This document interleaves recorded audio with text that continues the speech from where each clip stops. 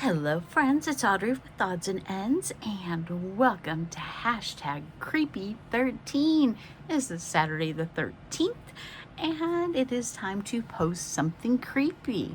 Well, what would be better in June than for me to continue on my Creep on June project? So as you know, or you may not know, I am doing a journal. Goblin journey. Okay, that was weird, and I'll tell you why that's weird. Anyway, I'm making a goblin journal, a place to make notes of things I want to let go of, just negative thoughts. And this was the cover, and it says "Once upon a creep," and then there's the back, and I'm probably going to keep the back like this because I love this paper so much. And I had a library, 2 pockets, one with this fairy paper, a little bookmark, this applique butterfly, and my library card. I added enchanted creature and a little fairy sticker. We've got some paper in here. We had my queen raccoon and my grim reaper and some more green paper. Got a couple more sleeves because I will be making more makes. Some cutouts that I put in this little envelope that I don't lose them. And so far the back cover, I just have another butterfly. And now let me show you the makes I made today. But would you guys like to hear a ghost story? And this is a true ghost story, and it just happened last night. And yes, I believe in spirits. But let me show you this first so you have something to look at while I tell you this ghost story. The back side, it's 2-sided paper, and it came from apothecary pack. But until she's completely dry, I can't work on the other side because she's got glossy accents as eyes, and there is stickles. I had outlined the moon and the lightning bolts in this day glow yellow paint. I ended up hating it. It was just too much. So I tried to outline it with black stickles, still too much. So I went over it with, not black stickles, black wing Castella, and then I went over it with clear stickles, and it's not quite dry yet. So that is why there's nothing in the pocket yet, but I do have the pocket stuff made. This is just mesh from, I think, a garlic bag, if I'm not mistaken. And I just painted some little Frankenstein stitches along the edges, added one of the little coffins that came in the kit. Turn back, thou pretty bride, within this house thou must not abide. I mean, yeah, she's the bride of Frankenstein. It's just the only coffin that seemed to fit to go into this graveyard scene. But yeah. And I edged it all in purple, made little dots with white paint pen. I added just a little bit of glitter, and it says hair raising and heart melting, and it's smeared. And so I outlined it in black marker so you could actually read it. And of course, you know, I'd already glued the pocket down when I stamped it, and that was a mistake, and I should have done it before I even folded it. Lesson learned. And my little tag that goes in there, added a little bit more of that mesh from the fruit bag. I stamped one of my little Bride of Frankenstein stamps, and I colored her with a white dress with lavender hair and a blue bat cat and a little blue potion bottle, and it says, "You electrify me." On the other side, it's the same thing, except I made her green face, gray hair, purple dress, and an orange cat with red eyes. So same thing. Oh, looks like I got something spilled on here. Oh, we will I'll disguise it somehow. I'll use black staples. And I thought they were a little appropriate as they look like stitches on the backside. So that is what goes in the pocket. Okay, let me tell you about my ghost story. So I was asleep and my husband came in and he trying to be quiet to use the bathroom, and he didn't turn any lights on. He's in the bathroom and he can hear the dog sniffing under the door. And he's like, shh, you weren't supposed to come in. You weren't supposed to follow me in here. You know, shh, don't wake up mama. And he can just hear the snuffle, you know, the sniffing under the door. If you have pets, you know that sound where they try to go under the door. And so he finishes up, quiet, never turns on a light. He leaves, and I interrupt his story, and I'm like, oh, that explains why there was a bone in my bed. And he goes, no, you have to finish the story first. I'm like, okay. He's like, I get out of the bathroom, and there's no pets in the room, and the bedroom door is shut. So I think one of them slid in with me, and they're hiding under the bed because they don't want to leave because they love being in the bedroom. And he calls and calls, and he's like, come on, it's time to go. Let's go in the living room. And nobody follows him. So he opens the bedroom door to leave, and all three of the dogs are sitting in the hallway waiting for him to be done. There was no dog in the bedroom. I'm like, okay, if there's no dog in the bedroom, who left the bone next to my head? It was really weird last night because that bone was at the foot of the bed when I went to bed on the right side, corner of the bed. I kicked the bone off when I got ready for bed. I'm like, and I kicked it to the side of the bed so I wouldn't step on it when I went to the bathroom, or no one would step on it. And when I woke up to go to the bathroom myself at 4:45, I think it was, the bone was right next to my head on the edge of the mattress. I didn't put that bone there. I kicked the bone off the bed. There's no dog in the bedroom from the time that I went to bed to the time I got up.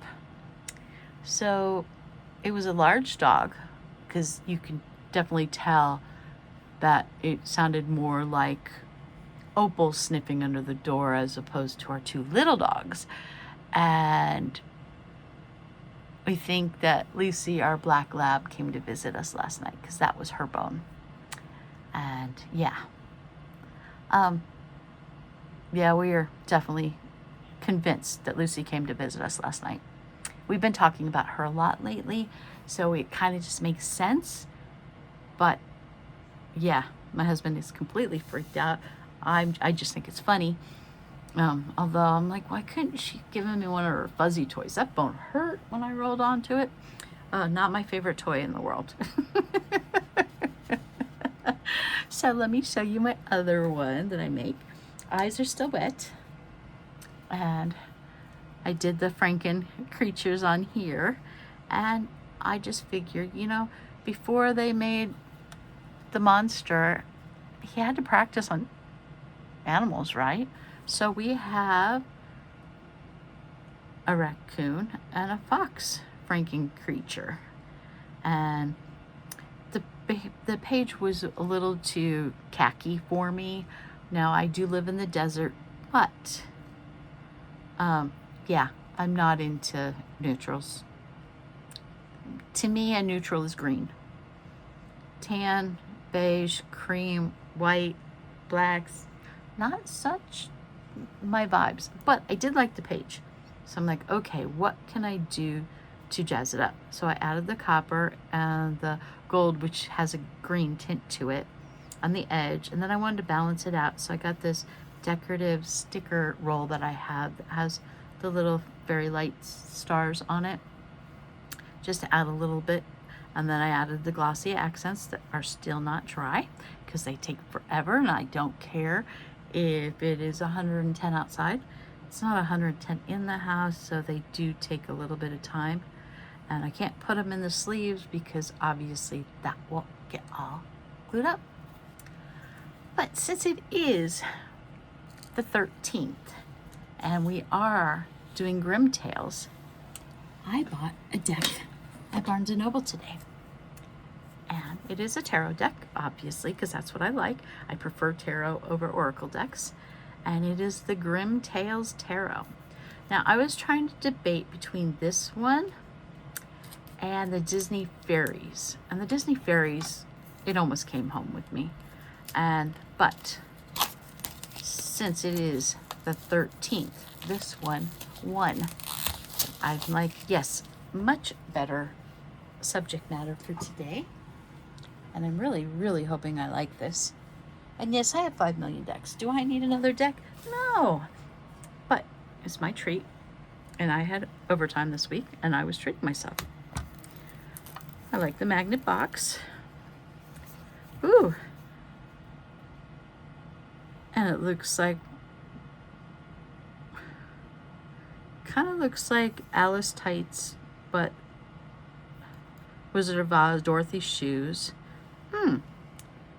And, ooh, I like colored books. It's another beige thing, like I just said. I don't like beige, but I really, really like that the cards fit this box, and look how pretty that is. Priscilla, I know you appreciate the box isn't bigger than the cards. If you know Priscilla over at Release the Crafting, she hates oversized boxes for things.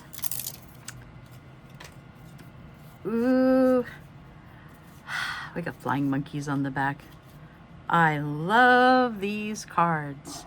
And let me see if I can turn the ring off and still see these, because we don't need a glare. Oh, okay, I'm just gonna have to tilt them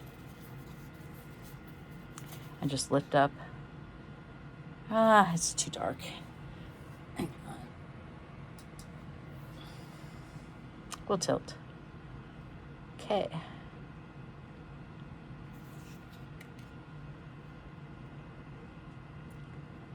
Oh, these are fun.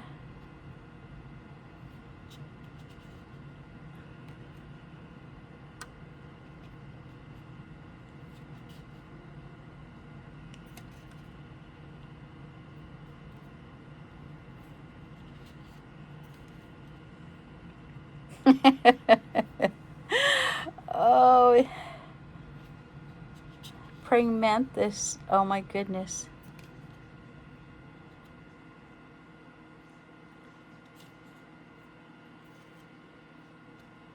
Oh, pretty Black Panther kitty.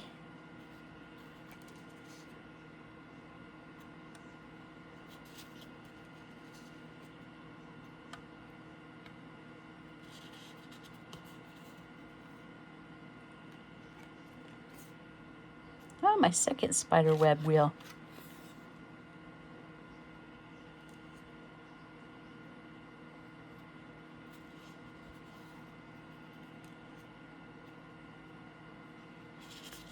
Oh, I like these cards.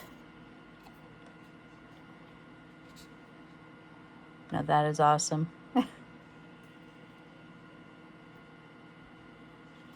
Okay.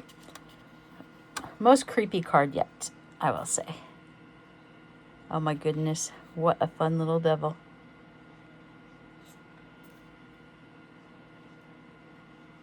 Cool tower.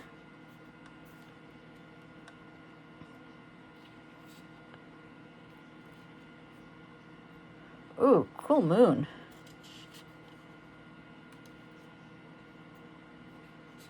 Sun's cool.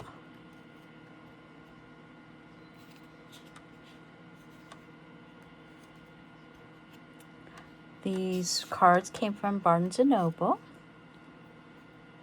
And retail price of these was $26.99.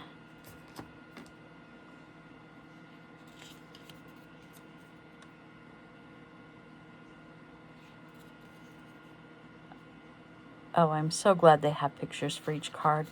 I was like, I didn't feel like Googling them while I was at the store to see. what they said about them. I'm like, I have a good vibe, so let me try.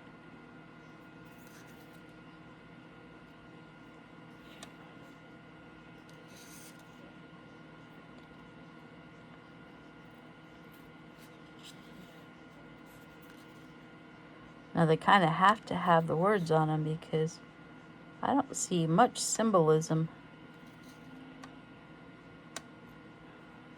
I mean, yes, we got 9 mice here, but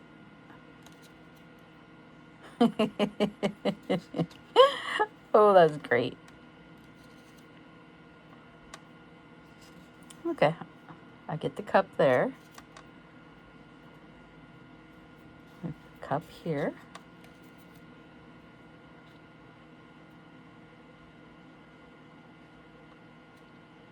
I don't see a cup on that one.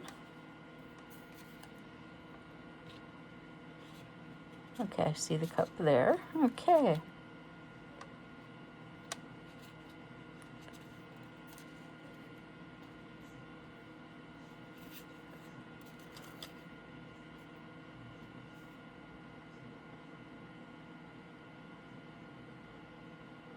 Don't see pentacles on here. I'll have to look, get my reading glasses on and see. Okay, see them there. But, okay, I see the 4 golden skulls.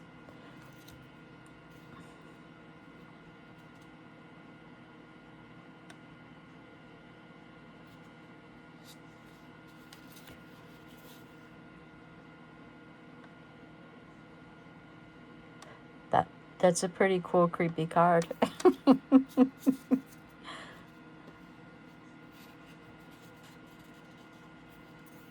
I really am enjoying these images.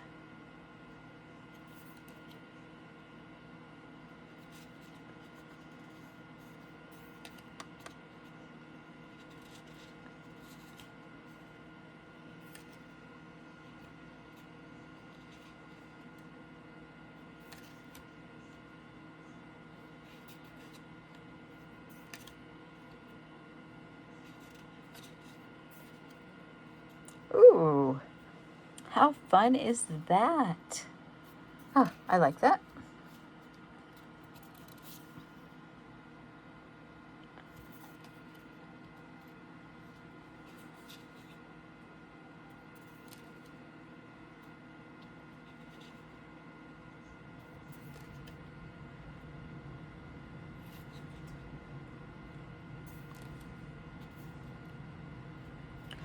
Okay, now, wouldn't you have made this the 3 of anything? I'm just not 5. Yes, we have 5 studs on the collar, but to me, this is 3.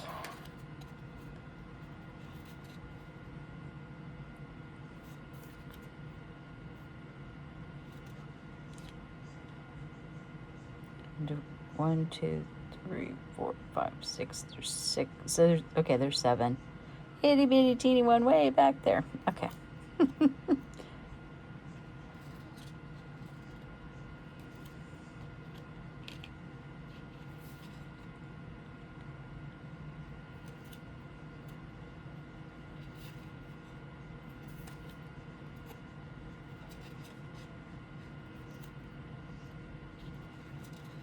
I want to fly around on a bee. How cool. Okay. She's kind of creepy. Cool king.